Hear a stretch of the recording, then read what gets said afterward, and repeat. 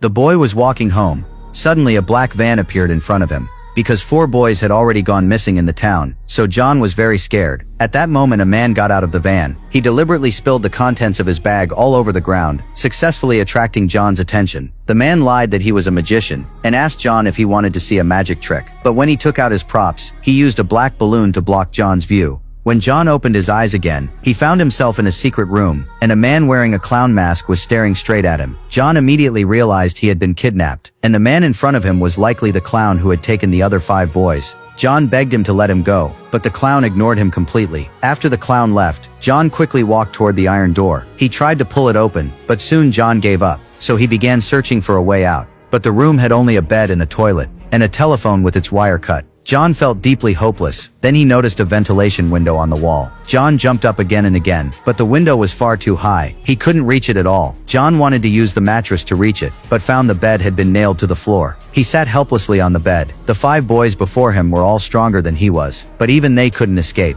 So how could he possibly have a chance? Just as John was sinking into despair, the phone behind him suddenly rang. How could a disconnected phone be ringing? John felt a chill of fear. When he walked over and picked up the phone, there was no sound from the other end. John wondered if he was hallucinating. But later that night he was woken again by the ringing. Half asleep he muttered, "Stop it already."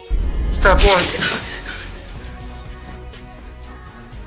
John was startled by the clown. It turned out the clown had been crouching in the corner watching him. John was terrified. He lied, saying he was hungry and asked for food. The clown thought for a moment and agreed. After the clown left, the phone rang again. Even though he knew it couldn't really be working, John still picked it up. This time a deep voice came from the other end. John hung up in fear. He had no idea who had called, but the ringing wouldn't stop. John froze for a few seconds.